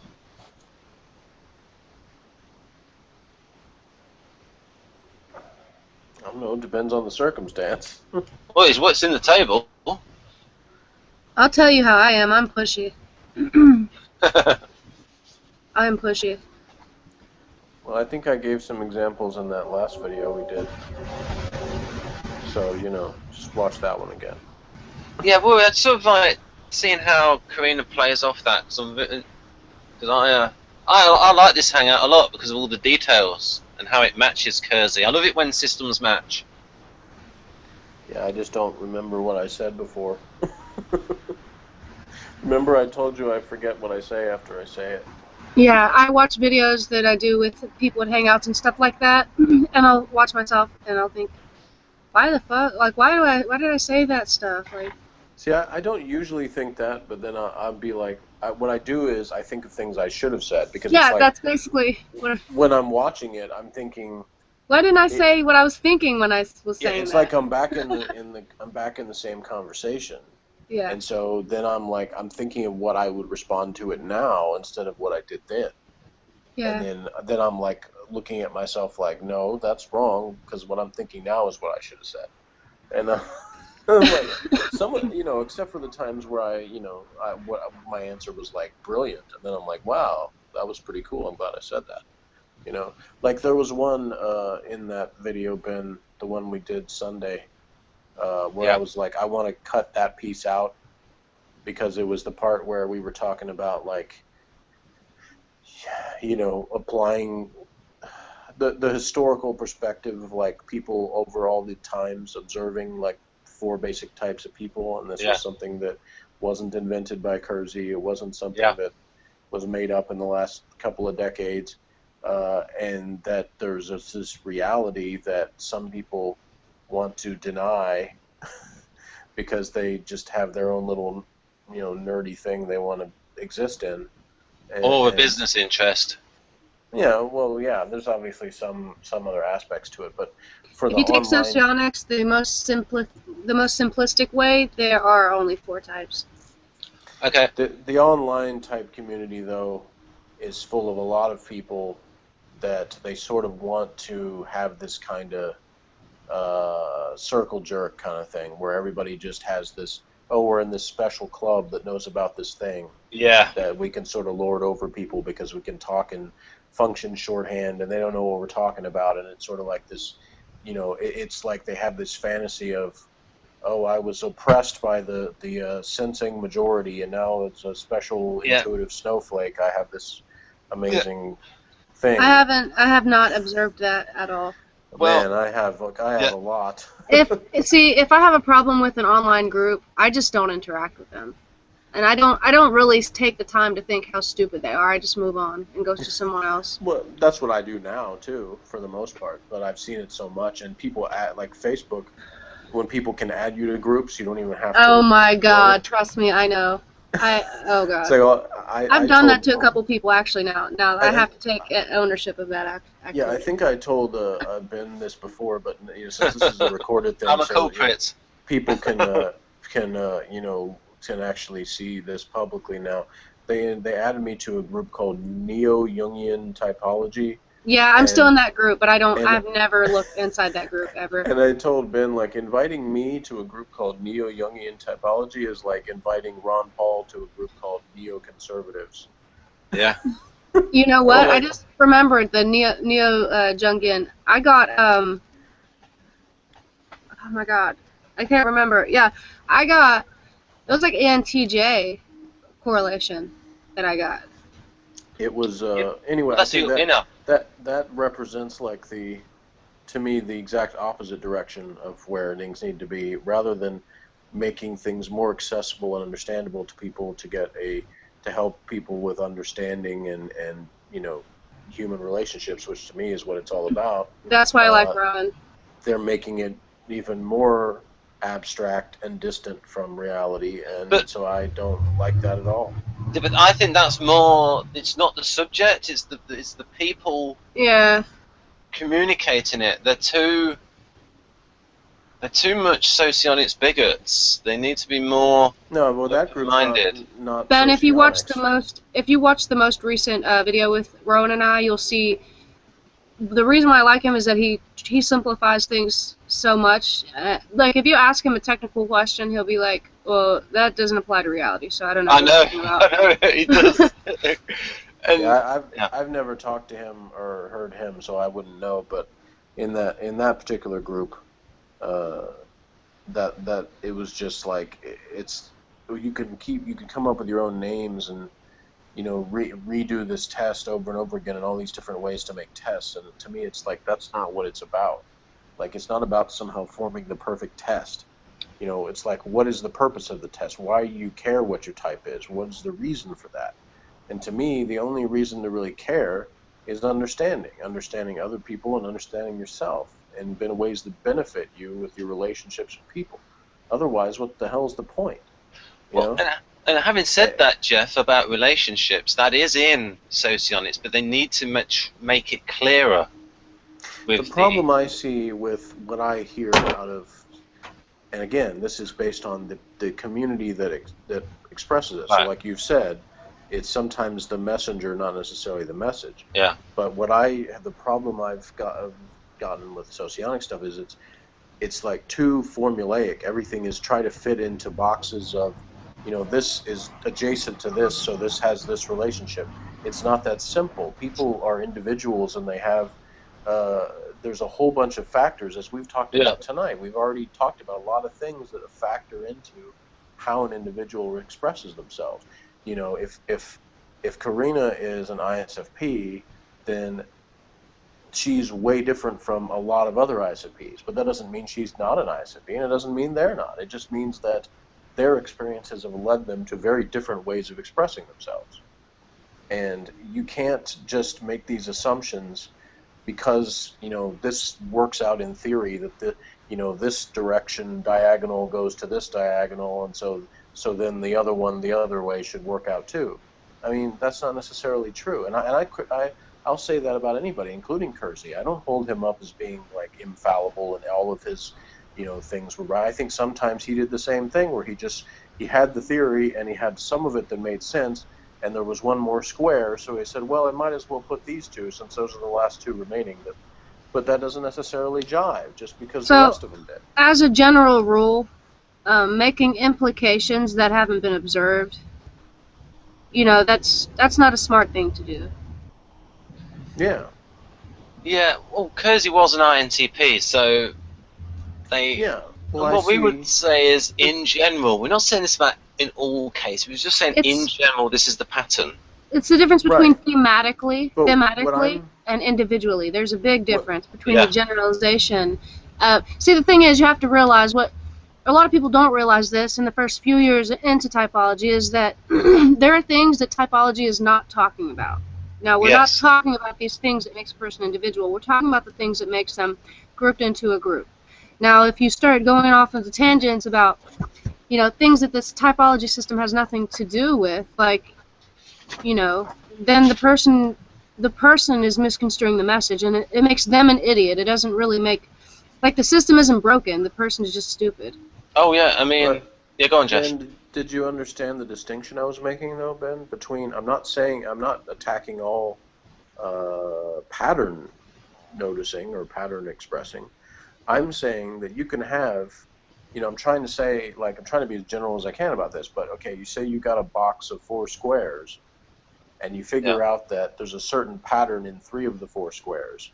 You can't just assume the 4th one is the same, because it might not be. And I think it's laziness Oh yeah. in that kind of presentation Uh, to just say, well, I don't really have evidence of the 4th one, but I'm just going to go ahead and assume it's the oh, same because the other ones are. I can give an example of that in where they'll say that all the types in the gamma quadra, so ENTJ, INTJ, ESFP, and ISFP, where they'll say, oh, they're all serious types. But then when you look at the ESFP, they're a very merry type, and probably because they've Yeah. got the creative FE. So saying that ESFP is probably the most merry type. Yeah, that was the argument that I had with Jack about that stuff I'm not sure that I agree with that. because he said, he said, well, in this thing, merry means this and serious means this. I'm like, but those words have meanings already. You can't just change the meaning of the word because you're trying to fit things into a pattern. Like, I mean, if you're going to do that, use words that actually apply to all 4 of those types if you're going to group them. and serious doesn't. Like, anybody can be serious and anybody can be not serious, depending on the circumstances. I mean, it's just a silly, it's a lazy, silly way to define something, is to use a word that's a common word, it has a meaning, and you say, well, in this case, we're just going to use it to mean this other thing that it doesn't mean. Wait, do you think that they should make up? Do you think they should make up new words? You don't necessarily have to make up new words, but if you're going to use a word that already exists and has a meaning, you should use it to mean what it means. It also shows that it's going too far by saying that, because the reason it says that is that the gamma quadrant, so the NTJs and the SFPs value Fi, but ESFP uses a lot of Fe as a means to an end. So, for instance, what the net effect of that conversation with Jack was when we actually got to the meat of the subject. He basically said that the so-called serious types were more likely to be individualists. So I was like, well, why not then just use the word individualist instead of serious? Yeah. Some people do. Use the word that actually applies to it. Oh, right, okay.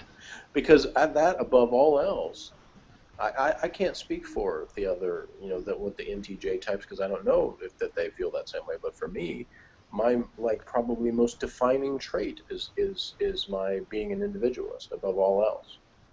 I mean, yeah, that's what I should have said then. When I said, and to me, I don't know, you could say this sort of fits the patterns of SEFI, I guess, if you want to.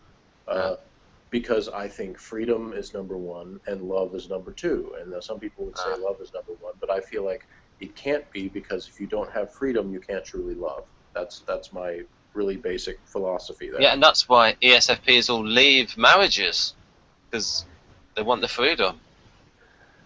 Speaking of that, I've had 2 serious relationships that lasted 2 to 3 years, and the rest of my relationships have lasted like a month. And it's been like, I've had a lot of relationships. I have a really hard time committing long term. Yeah, Jeff's talked before about Hollywood stars and the marriages. Many of them are SPs, and also opportunity to be with somebody else. Yeah, they get. I've realized that what it boils down to is people not spending a lot of time with people to get to know them before they jump into relationships. They think they can start a relationship with somebody and then get to know them afterwards, and that is not the way to do it. Yeah, it's just like everything else. They follow the impulse of, well, this seems like a cool thing to do, and then all of a sudden it's like, oh, wait a minute, we have 2 kids together. How did that happen? Yeah. Well, in the one case, though, in the one relationship that I was with an SLI, which is an ISTJ, for 3 years, I was actually, this is the one person that I probably would have married that I've ever dated. The one person. Basically, I mean, we were good together in a way because we, sort of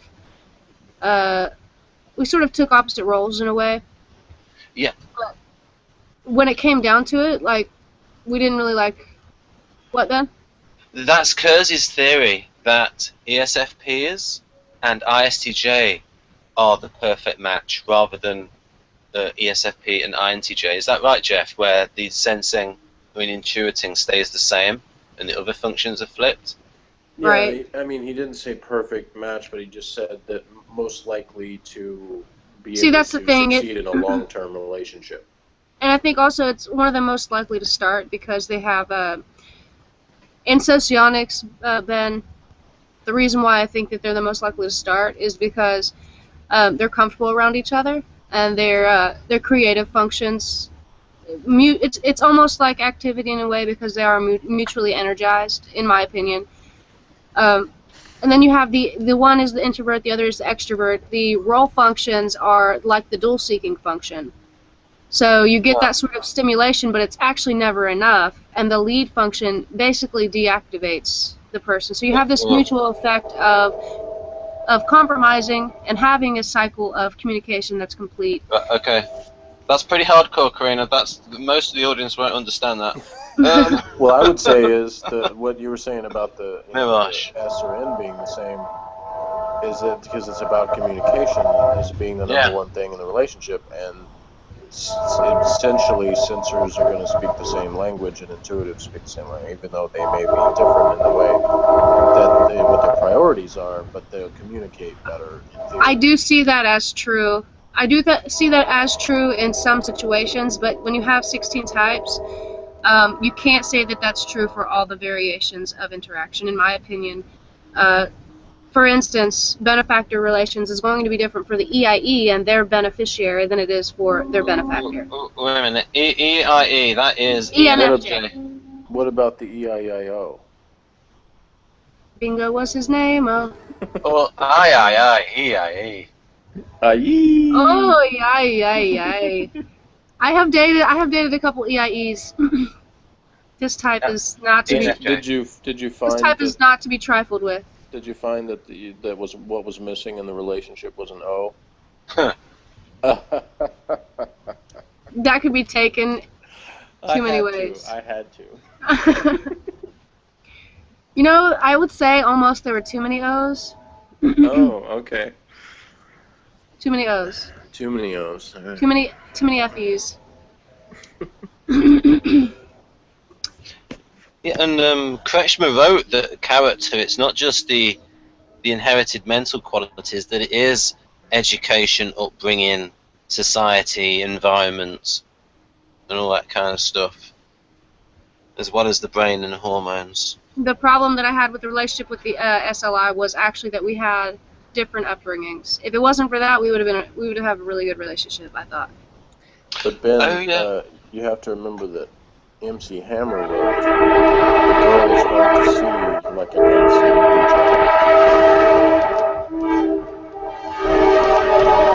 Alright. What were you saying about MC Hammer there, Jeff? The train objected. Oh, you didn't hear me? No, the train was super loud. loud. You said Kretschmer wrote, blah, blah, blah, whatever he wrote. And I said, MC Hammer wrote, "The girl is hard to see like an unseen DJ." Right. That's good. Very intuitive, thank you. Yeah, Jeff loves that concept almost as much as I love this. Ben. Yes. Do you think we have enough information for the first question? Yes, I think we do, and I think we have a lot of good information because we can cover other bits. And I think the key thing, though, maybe just to reiterate, is although you have an interest in the environmental science, it's the practical impact of that. That you're interested in. And you said you had that you weren't a particular fan of the theoretical section of it. No, the theory is fine. I don't mind the theory. What I mind is what I have a problem with is mostly the lab work. That's what I don't like. When it comes to paperwork. Right. And you said you didn't like repetitive things? I don't like repetitive things. I don't like consistency. Right. And now the other thing that I like is psychology. That was the other option that I was going to choose, and the reason why I didn't was because I didn't want to go through all the schooling. Right. And we've got a train coming. Well, I think I mean, Jeff would say he's not interested in psychology. He's interested in people. I remember that line. I'm interested in helping people. Yeah. Ah, there you go. Helping people. FISI. So it would be great to compare you to. Well, see, part of it is I like to understand the nuances of what makes people who they are.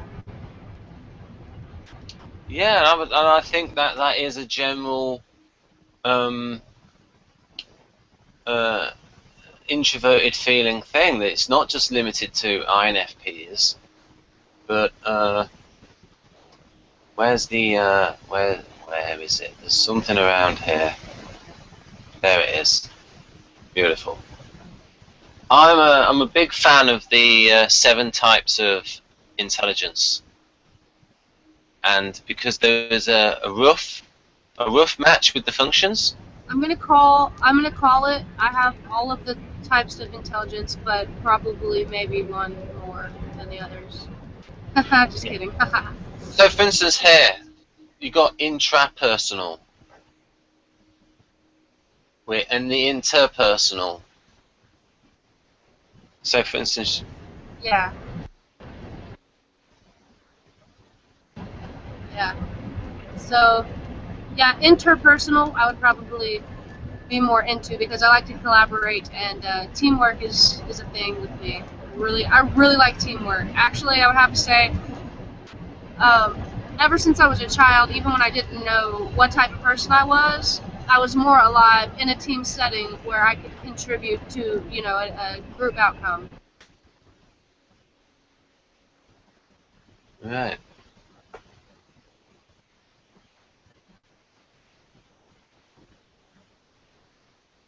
Another thing I should mention is I like serious work. I don't like piddly stuff.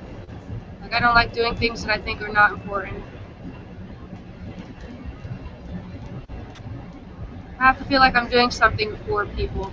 Um, I have to go pee, and I also have to get up at 6:30 a.m. Okay. So, yep, we'll wind it up. I think this has been a really good hangout for understanding SPs.